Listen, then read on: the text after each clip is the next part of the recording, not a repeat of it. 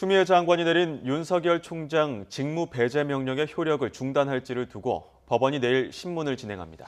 윤 총장은 재판에 직접 출석하지 않을 예정인데 감찰 과정의 적법성과 판사 사찰 의혹 등을 두고 치열한 공방이 벌어질 것으로 보입니다.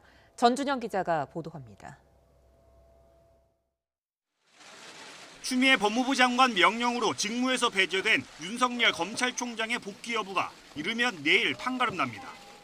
서울행정법원은 내일 오전 11시 윤 총장이 추 장관을 상대로 낸 집행정지 신문을 비공개로 진행합니다.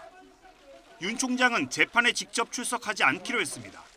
보통 집행정지 신문에는 당사자가 안 나오고 법률 공방 위주로 진행될 것으로 보여 변호인들이 진술하는 게 낫다고 판단한 겁니다. 윤 총장 측은 감찰 과정이 적법 절차를 위반했다는 내용과 감찰 규정이 바뀐 데 대한 문제점을 지적하는 보충 서면도 준비하고 있다고 밝혔습니다. 앞서 윤 총장은 추미애 장관이 징계 청구와 함께 직무 배제 명령을 내리자 다음 날 곧바로 법원에 집행정지 신청서를 냈습니다. 집행정지는 회복하기 어려운 손해가 우려되면 처분의 집행을 잠시 멈추는 법원의 결정으로 이르면 당일 결과가 나옵니다. 법원이 신청을 받아들이면 윤 총장은 곧바로 업무에 복귀할 수 있습니다. 다만 집행정지 신청이 인용되더라도 이틀 뒤 열리는 징계위원회 심의에서 해임이 의결되면 물러날 수밖에 없습니다. 추 장관은 윤 총장이 법원에 집행정지 신청을 낸 다음 날 곧바로 징계심의위원회를 이번 주 수요일 열겠다고 발표했습니다.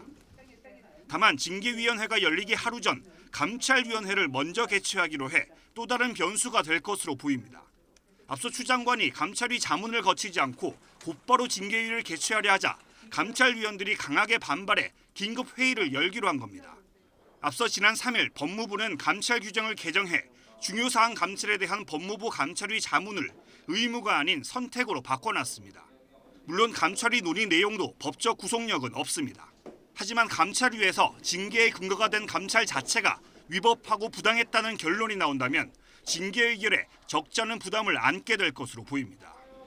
YTN 전준영입니다.